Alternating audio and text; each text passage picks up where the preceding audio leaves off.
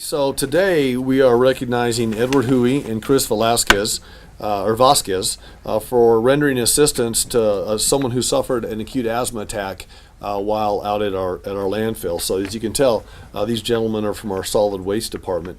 And back in September of 2016, Edward and Chris were working at the Cerro Colorado landfill out in the southwest area of the city. And Edward witnessed a man who had collapsed on the ground, and he immediately called in the incident on his two-way radio that we have. Chris heard Edward's call on the radio, jumped into service, went over to see what was going on. The customer was certainly in distress, seemed dazed, weren't sure about what the situation was, but then the customer slumped over on the ground and was gasping for air. He was also clutching his chest, and he was indicating that he was unable to breathe. Because Chris has asthma, he recognized the signs and symptoms of the man having an acute asthma attack. He immediately went to the man's aid, placed him into his city truck, turned on the air conditioner, gave him a bottle of water, worked with him to try to relax and just breathe as normally as he could. After about 30 minutes, the customer started to relax and his breathing started to normalize. And at the end of the day, things turned out okay. So you can imagine, as a city employee, you're out there, you're doing your job.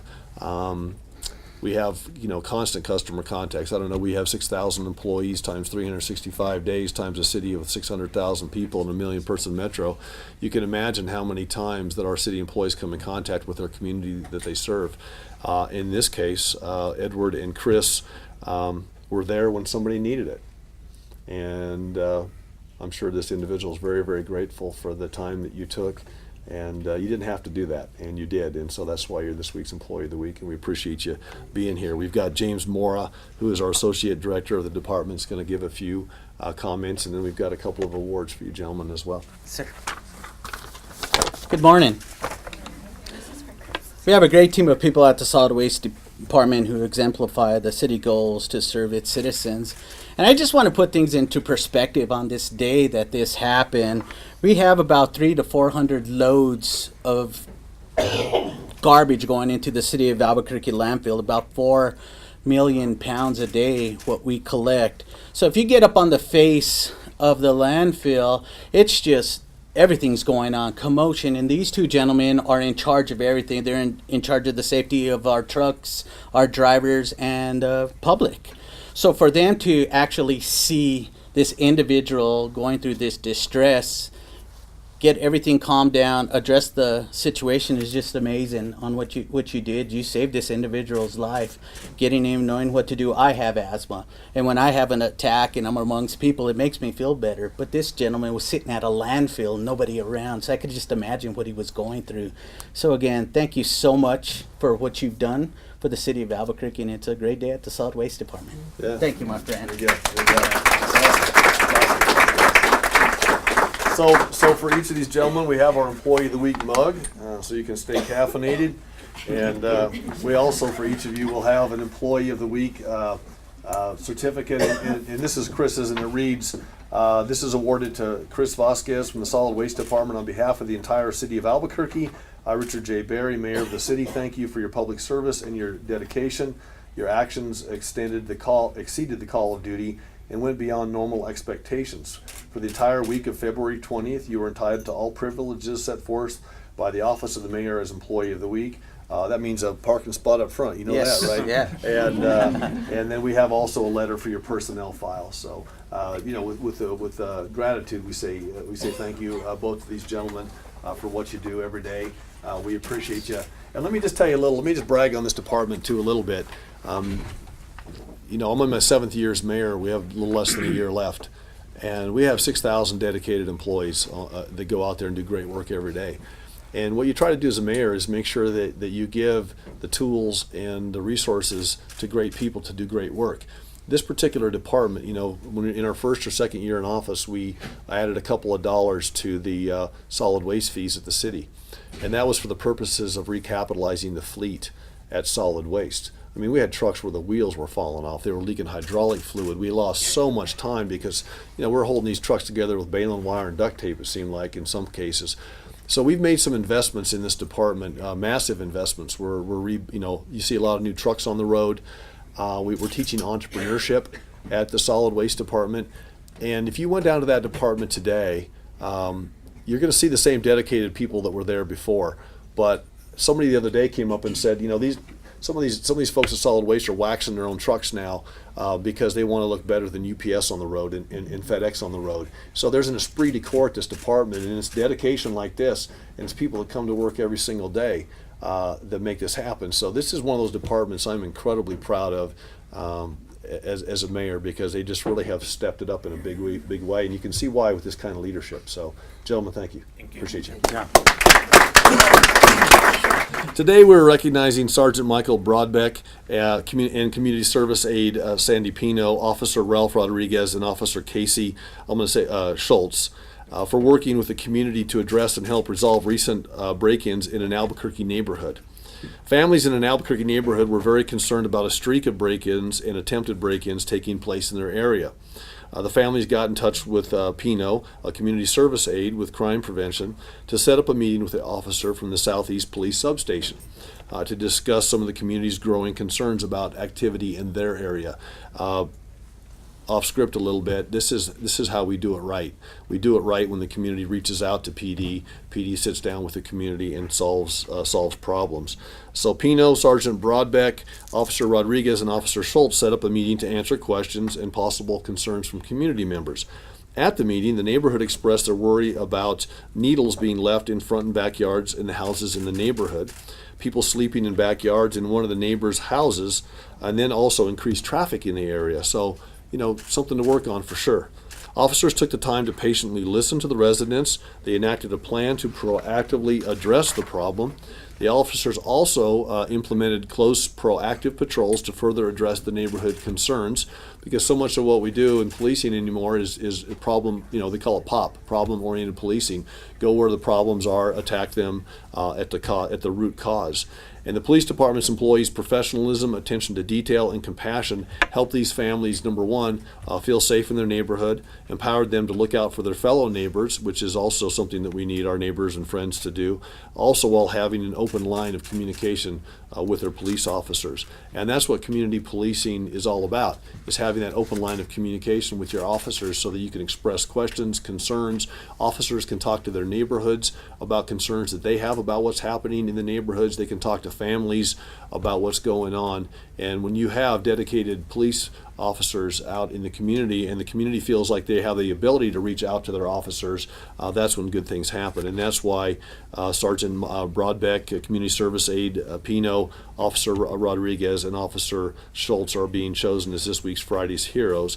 And Lieutenant Duran's going to talk a little bit about this, and we've got some coins for these gentlemen, and we'll go from there. Lieutenant. Morning. Oh. Just to give you guys a little background, first of all, thank you guys for the hard work that you guys do on a daily basis. These officers work in the Southeast Area Command, and it is without a doubt the busiest area command in the city. These officers, from the time that they get in their police car, begin taking calls for service, and that goes for the entire 12-hour shift that they're out there working. So when they receive a phone call from a citizen asking for their help, these officers, the action that they took is indicative of all my officers in the Southeast Area Command. But they take the time to refrain from taking calls for service, to go out there and collaborate with the community and that citizen to find that solution to the problem that's out there. And that is totally indicative of the direction the Southeast Area Command is headed, which is toward community policing and that partnership of problem solving. So that being said, just thank you guys for that, taking that extra mile to talk with the citizen and problem solve. It definitely furthers our progress towards fostering that relationship with the citizens. Thank you guys. And gentlemen, we have these what we have are these Friday's Heroes coins. They say Mayor's Public Safety Heroes Award. They're for police, fire, and emergency management, and we give these out to folks like yourself that have gone above and beyond the call of duty. And just the fact that you're out there building those relationships with the community that you serve, it means much more than you can even imagine. I talk to constituents all the time, and it is rare when someone comes up to me as a mayor and has something negative to say about their police officers. Almost all the time, they have a story to tell about being in some kind of a situation where they needed you and you were there. And one more example today, so with gratitude we say thanks. And thanks for being here. What's wrong with your arm? Hey, thank you, sir. Appreciate it. Thanks a lot. Dan, I want one for you too, man. Appreciate you. Thank you, sir. Appreciate it. All right, thank you so much. So let me start by kind of framing this. So we're talking about the Better Way program. There's a video for the city of Albuquerque about the Better Way program, which is the program where we actually go out to street corners and we pick up panhandlers. We hire them for the day. We pay them $9 cash. We do it through St. Martin's Hospitality Center. And we've cleaned up 400 city blocks in the community so far. We've picked up 120,000 pounds of trash. We've made our community better, and we are connecting people who are living on the streets and struggling for survival with with the services that they need to get better and to get off of those street corners. This program now has been replicated in Atlanta, Denver, Dallas, I think Chicago. Rahm Emanuel called me a while back. They're doing it in Chicago. Tom Tate from Anaheim just called me. They're doing it in Anaheim. This video that we originally did for this has been watched over 20 million times. 20 million times on the internet. So you talk about putting your community on the right side of good news worldwide. The Better Way program's doing that. So last week I got a chance to go out and do a TED Talk in Washington, D.C. And they asked me in the TED Talk to talk about why is this so successful. So I talked about getting an old 2006 Dodge van out of the motor pool, making sure it's safe to drive. I talk about connecting to a great local nonprofit, which is St. Martin's Hospitality Center. But what I was able to tell the people that are going to watch that TED Talk is you need a super fantastic human being to drive that van. And our super fantastic human being is Will Cole. And this is Will Cole. And I love talking about it. I saw Will yesterday. We were out at Mariposa Park doing kind of a bittersweet moment, putting a plaque in for Victoria Martins for a tree that we had planted at that park. And I look over and here's Will and his crew for the day from Better Way. They're having lunch in the park. You're out on Coors yesterday, right? Yes. Cleaning up Coors up and down the freeway. And he had 8, 9, maybe 10 gentlemen that had been panhandling in the morning with him. And it was an amazing thing. So the reason I talk about Will in such high regard is because this program would not work the way it has. It would not be a national model. It would not be an international inspiration if it wasn't for Will. I'm telling you, and I tell people, if you're going to do this in your city, find yourself someone like Will, who is passionate about his community, passionate about helping people. He's a go-getter. He hustles. This isn't about a handout for the day. This is about connecting with people, treating them with dignity on the corner, telling them, inviting them to be part of their community. And Will is why this is as successful as it is. So we've had a number of things that we've done for Will, and I have not even reading my notes here because I know what he's done so much. And his wife Tammy is with us today. I've not met Tammy before. Thank you for coming with Will, and your folks are here too, right? Benoit's. Benoit. That's correct. The Benoits are here today, and. I don't know. Did they ask you to talk at all today, Will? I think people would rather hear from you than me. Would you say a couple of words about what's going on out there in the community? And so Will works through St. Martin's, and he was at St. Martin's before we started Better Way, correct? Yeah. And he just gets it, man. And he's changing lives out there. And it's just a testament to the fact that you can have ideas, you can put resources into place, but if you don't have dedicated police officers, dedicated city employees, and dedicated citizens and Samaritans like Will, it doesn't mean anything. You can't get anything done. And so let me have Will just talk a little bit about the program, what he sees out there, and then I want to give him an award here.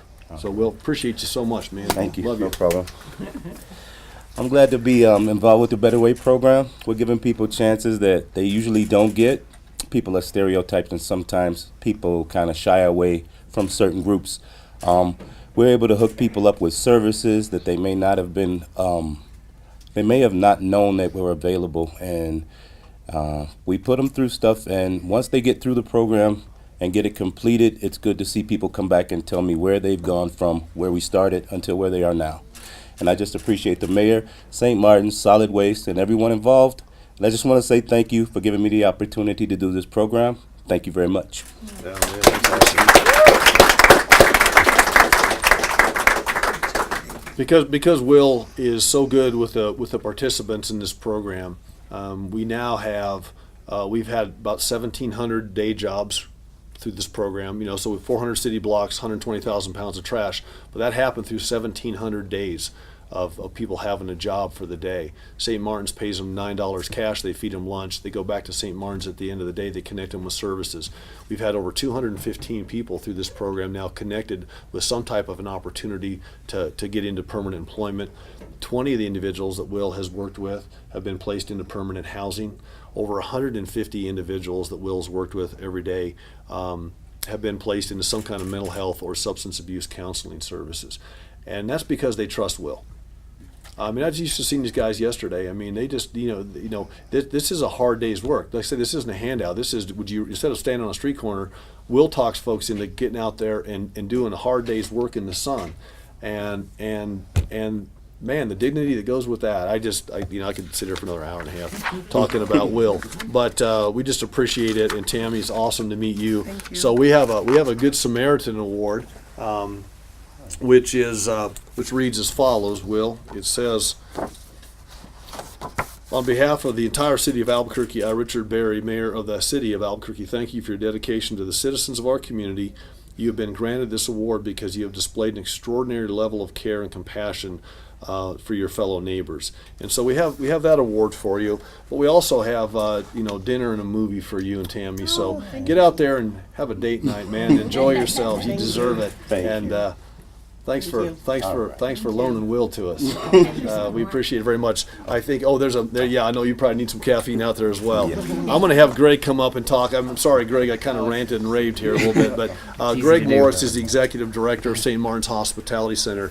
And the other thing I talked about in the TED Talk is you need to have that agility for the Better Way program, and that's what St. Martin's. They are great at what they do. They have services, and if they don't have them, they can connect through other providers in our community. But they also bring agility. It takes me 2 weeks to 2 months to onboard a city employee.